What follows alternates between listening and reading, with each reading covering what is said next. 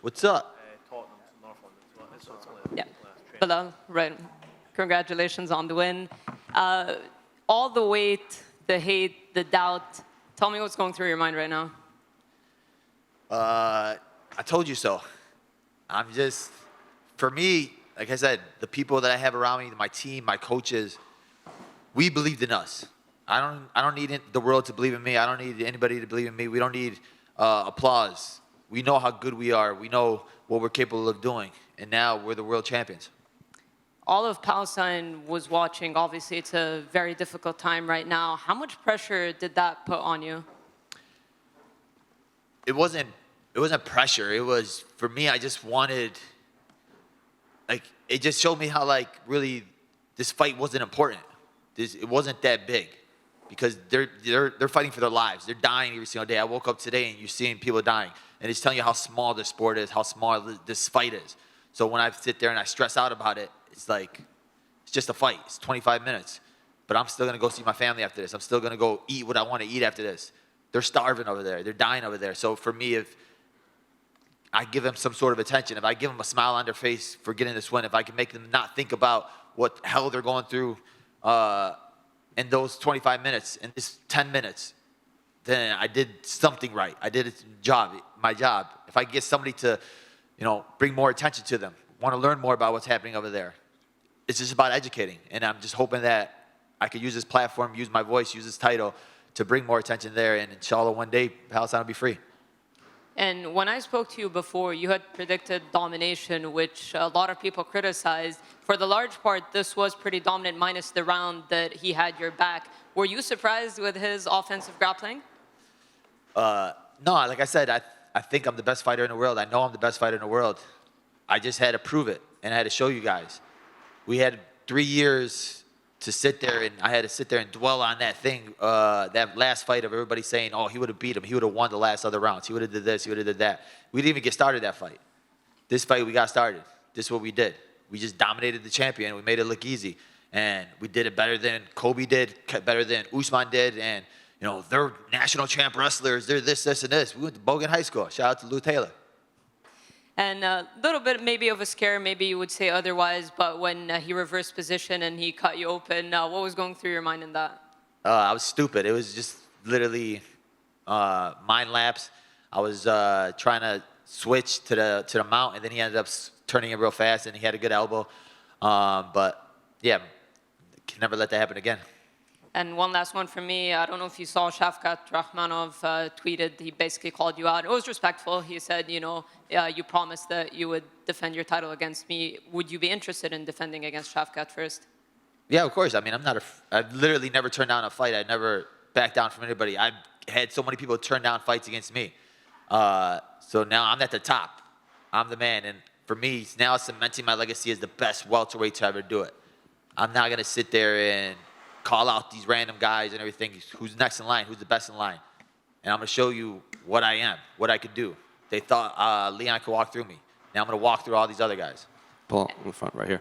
Kind of going off of that, what do you want your reign to look like? Do you want just to fill up the rubies? Do you want to be double champ? What do you want your title reign to look like? I want to be considered the best welterweight to ever do it. People laughed at it when I said it the other day, and they were like, oh, he said he compared himself to GSP. Ha ha, what an idiot. But now look where I am. Look at the guys I have in my resume. Leon beat Usman twice, and Usman was right underneath GSP. I beat Wonderboy, Gilbert Burns, Luque, Damian Maia. All these guys are huge names. People are going to keep disrespecting me, but we just keep winning. Did you say anything to Leon after the fight? Because he gave you credit at the end because, he had a good game plan and everything. Did you guys speak at all? I know there was a lot of issues between you two leading up to this. No, I mean, you always get respect after a fight, going through a battle, right? For me, it was just, it took me 3 years to get that taste out of my mouth. 3 years to finally get this fight back. And I had to deal with all the haters and all the trolls and everybody saying that he would have beat me, he would have did this, he would have did that. But now there's nothing else for them to say. In your mind, what would it take for you to leapfrog GSP? Just pass his title defense record? Is it finishes? What else do you have to do? I think beating this next generation of guys, right? You have Shavkat, you have Ian Gary, You have the JDM. So there's these young up-and-comers that everybody's saying are killers. They're probably still saying these guys are going to kill me next, right? So if I go out there and I walk through all these guys, and then I beat the old generation, there's really, I just want to be the guy that did everything that you said I couldn't do. And then if we go up, if, what's his name, Driscus still has the title, he beats, what's his face, Adesanya, and, you know, he was trying to talk tough to me, I'll go smack him around, try to get 2 belts. You're a little critical of Chicago sports at Media Day, but now you have your title. What's your message to the people in Chicago? We got a real champion now, right? Let's get this parade going. Just imagine on the Chicago Bulls. Let's get one of those big victory parades. What was it like, you know, giving the title to your coach, Louis Taylor? You know, you said it would have been really important, that you wanted to give it to him right away. Honestly, it was just amazing because we literally started this in high school together. Him, my coach, Mike Valle, like, we're a small gym. People don't know our names right now, right? People didn't believe in us. Oh, they don't have that. They don't have this. We don't even got showers at our gym.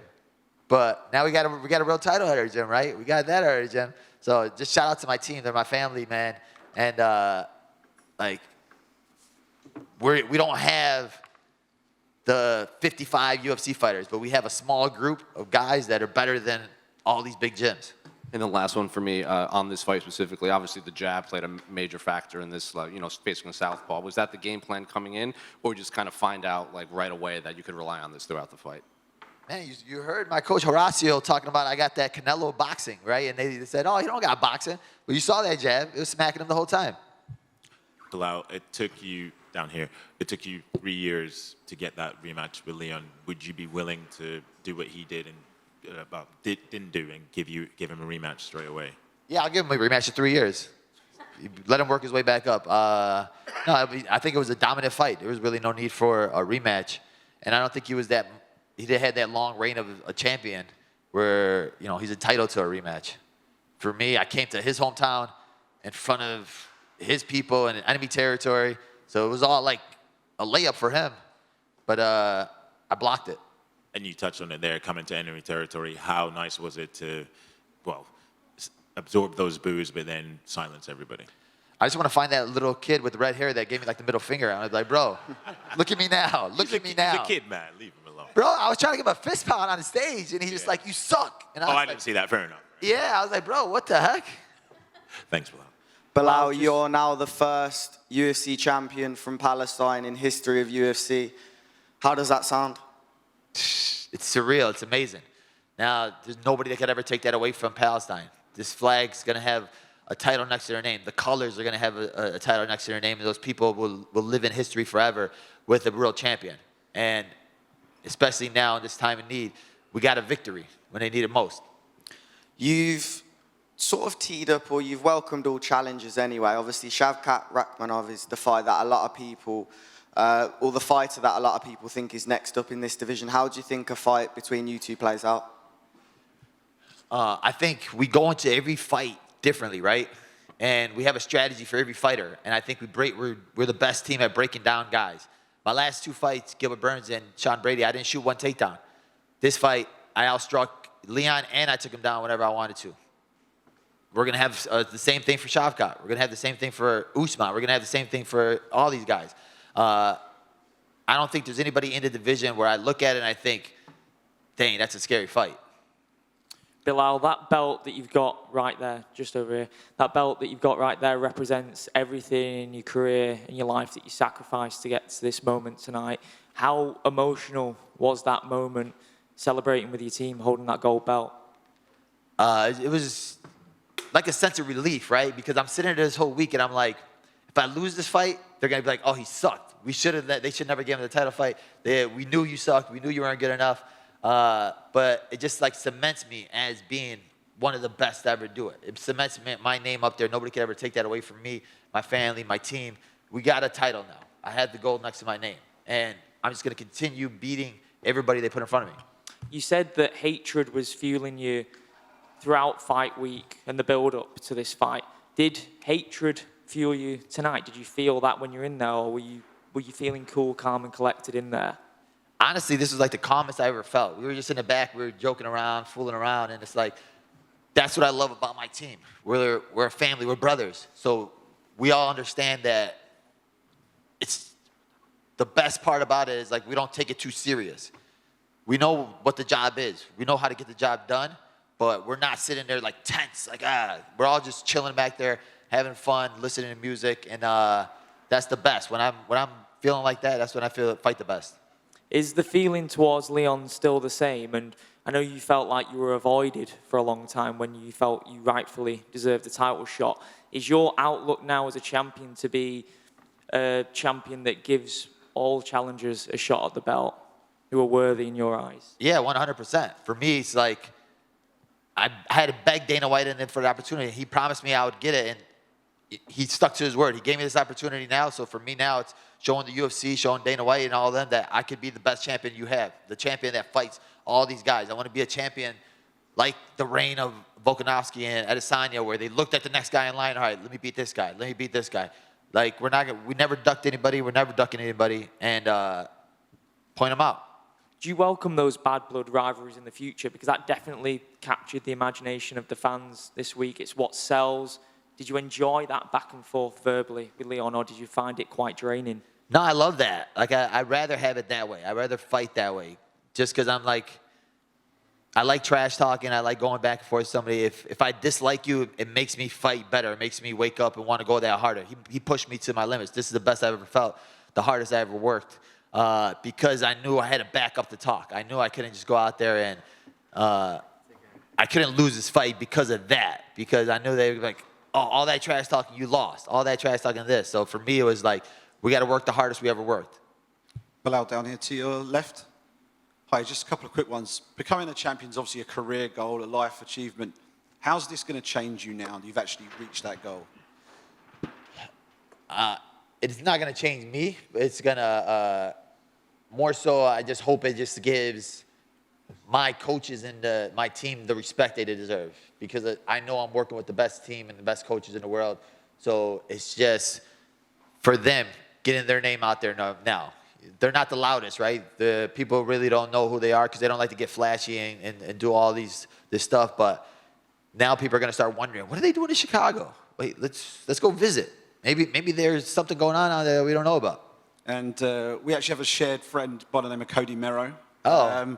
I'm sure he'll be slightly concerned that you're going to big time him now and you know, remember the show isn't going to carry on. Can we know that's going to carry on? It's going to be Remember the Champ or something from now on? What's it going to be? Remember the show will still be playing. We're going hard. We took off because of the camp was going on, but me, Jason Anna, Cody Mero, we're going to the end. Hopefully we get more ratings now that we got a title on it. Top man.